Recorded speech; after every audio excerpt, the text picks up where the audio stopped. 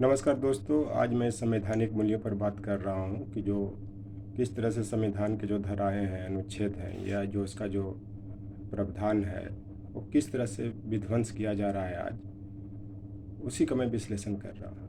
मैं आपको बता देना चाहता हूँ कि जो संविधान का प्रावधान है, वो देश का सर्वोच्च ग्रंथ होता है। उस ग्रंथ से सबकी रक्षा की जाती है, सामाजिक न्याय की रक्षा की जाती है।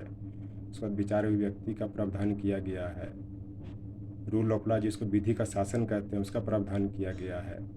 इस तरह से बहुत से प्रावधान किए गए हैं भारतीय संविधान में, लेकिन आज किस तरह से उसको विध्वंस किया जा रहा है और किस तरह से अपनी कमजोरियों को छिपाया जा रहा है और दूसरे पर आरोप प्रत्यारोप लगाया जा रहा है, उसी का मैं विश्लेषण कर रहा हूँ। तो मैं आपको बता देना चाहता हूँ कि सबसे पहले जो अभी जो यहाँ पे कुछ दिन पहले जो महाराष्ट्र में जो एकनाथ शिंदे के नेतृत्व में शिवसेना को तोड़ करके जो सरकार वहाँ पे बनाई बीजेपी के समर्थन से, तो उसमें जो दल बदल विरोध का जो कानून का उल्लंघन कर भी रहा है, जिसमें 16 विधायक हैं। जो 52nd अमेंडमेंट 1985 में बना, उसके बाद 2003 में उसका संशोधन हुआ। तो मुझे लग रहा है कि अभी जो माननीय सर्वोच्च न्यायालय का जो निर्णय आया है, उसमें भी इनकी सदस्यता जाएगी और सरकार भी गिरेगी, ये तय है। दूसरी चीज़, जो वहाँ पे छत्तीसगढ़ के जो मुख्यमंत्री भूपेश बघेल ने जो ओबीसी एससी एसटी का जो आरक्षण बढ़ा करके 82% किया था, उसको जो मध्य प्रदेश के हाई कोर्ट ने डिसमिस किया था, फिर उन्होंने संशोधन करके उस विधेयक को पुनः पारित करके राज्यपाल के पास भेजा। लेकिन वह विधेयक जो है वो राज्यपाल के पास ही अभी तक पड़ा हुआ है। लेकिन रूल ये है कि या तो विधेयक पर आप अनुमति दें या राष्ट्रपति के पास भेजें, लेकिन अभी तक ऐसा नहीं किया गया।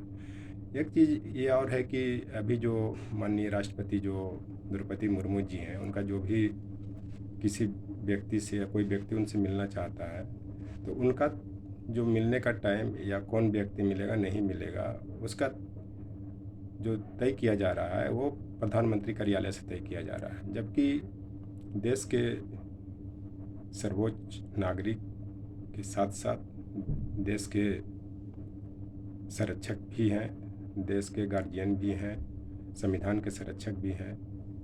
लेकिन जब जो व्यक्ति के साथ जो संविधान के सर्वोच्च पद पर बैठा हुआ है, जब उनके साथ न्याय नहीं हो रहा है, तो देश की जनता के साथ न्याय कैसे होगी? ये पता है, यह हर कोई को मानना है, यह हर लोग जानते हैं कि राष्ट्रपति या राज्यपाल मंत्रिपरिषद के सुझाव पे या सलाह पे कार्य करेंगे। इसका मतलब ये नहीं है कि किसी का पर्सनल लाइफ नहीं है। हर आदमी का पर्सनल लाइफ होता है, जीने का स्टाइल होता है, उनको ध्वस्त कर दिया जाए। इस चलते अभी जो संविधान के जो संवैधानिक मूल्य जो टूट रहे हैं या जो संविधान के प्रावधान टूट रहे हैं, ये बहुत दुख की बात है, किसी से छिपा हुआ नहीं है और सब लोग जान रहे हैं कि देश में क्या हो रहा नहीं हो रहा है और जो जो प्रावधान है किस तरह से विध्वंस किया जा रहा है।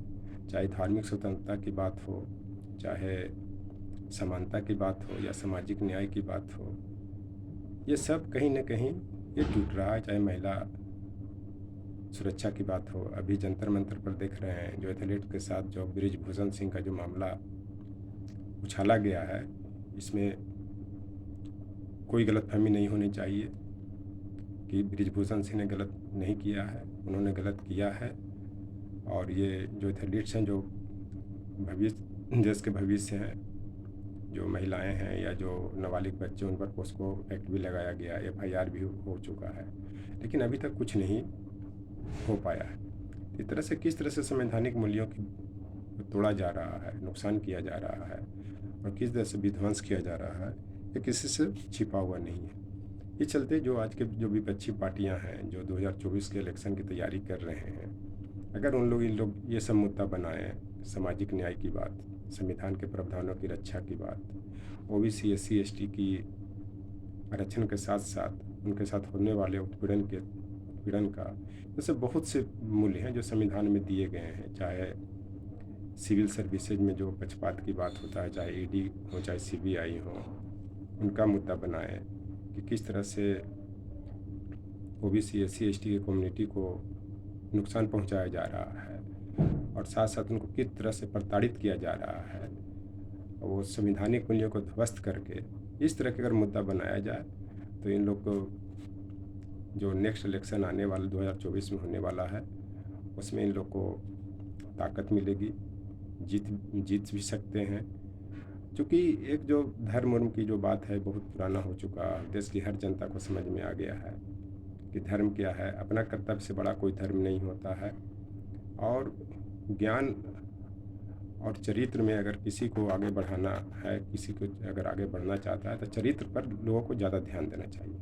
वो चरित्र क्या है, कैरेक्टर क्या है, संविधान के मूल्यों को रक्षा करना, सामाजिक न्याय की बात करना, उत्पीड़न की जो हो रहा है उसको रोकने की बात करना।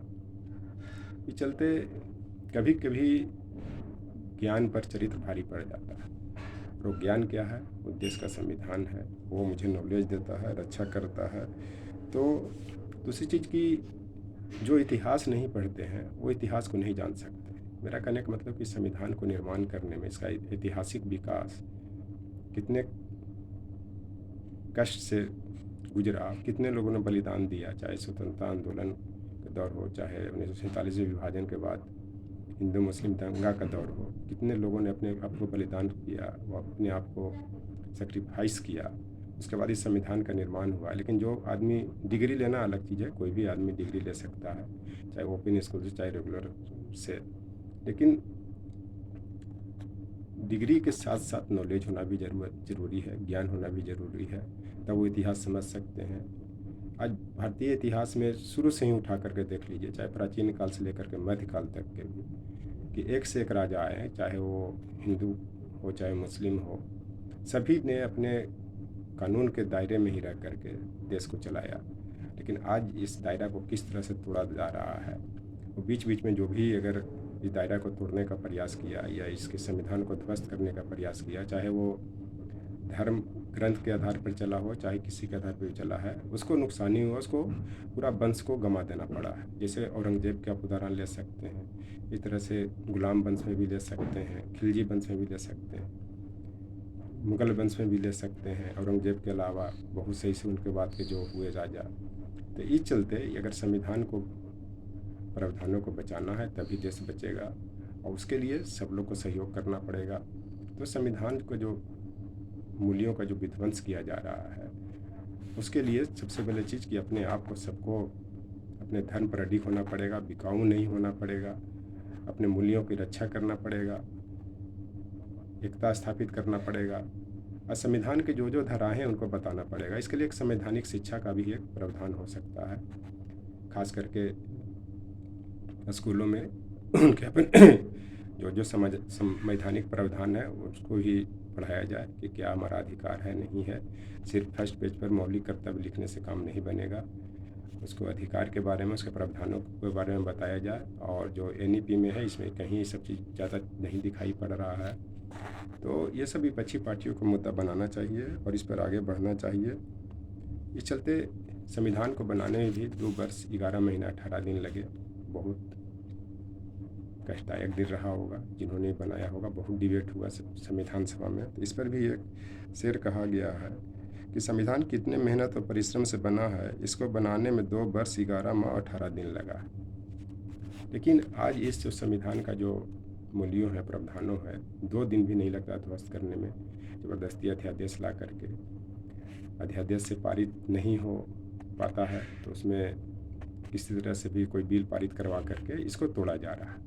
खास करके आप दिल्ली की घटना भी देख रहे हैं कि यहाँ के जो भी लेफ्टिनेंट गवर्नर हैं, किस तरह से केजरीवाल सरकार और उपराज्यपाल में विवाद चल रहा है। बहुत से विकासीय कार्य भी रुक जाता है, चाहे मेयर के चुनाव को लेकर के वो ज़बरदस्ती अपना ही मेयर बनाना चाहते हैं। लेकिन लोकतंत्र में जो भी होता है इलेक्टेड चीज़ होता है, निर्वाचन के तहत होता है, और वो लोकतंत्र में जनता ही मालिक होती है। इस चलते संवैधानिक मूल्यों को रक्षा करने के लिए आवश्यक है देश के सभी लोग एक हों और इस पर एक मुद्दा बनाया जाए। एक इसका मुद्दा बनाने के साथ इसका प्रचार प्रसार भी किया जाए, जन जागरूकता भी बढ़ाया जाए। क्योंकि EWS भी जो संवैधानिक प्रावधान को ध्वस्त किया है, उसी कारण भूपेश बघेल जी ने वहाँ पे 82% रिजर्वेशन ले गए, झारखंड में भी बढ़ाया। और मुझे लग रहा है आने वाले समय में जो भी जहाँ जहाँ ओबीसी एससी एसटी की सरकार बनेगी, ये आरक्षण का दायरा बढ़ेगा ही। अभी जो नीतीश कुमार जी ने वहाँ पे जातीय सर्वेक्षण करवा रहे थे, उसको हाई कोर्ट के आदेश पर अभी तो बंद नहीं किया गया है, लेकिन उसमें सुनवाई नेक्स्ट मंथ में होने वाला है, अभी रुका हुआ है। इस तरह से मुद्दे आएंगे और इस मुद्दे को समाधान के लिए यही है कि जितना प्रतिशत 50% जो कैप लगा हुआ है उसको पुनः वापस उसी जगह पे आना है, तभी संवैधानिक मूल्य बचेगा। तो इस तरह के विवाद होते रहेंगे और इस विवाद के कारण सामाजिक जो समरसता है बर्बाद होगा, सांप्रदायिक सौहार्द बिगड़ेगा, क्योंकि जब 80 से 90% रिजर्वेशन चले जाएंगे तो और लोग कहाँ जाएंगे। Thank you.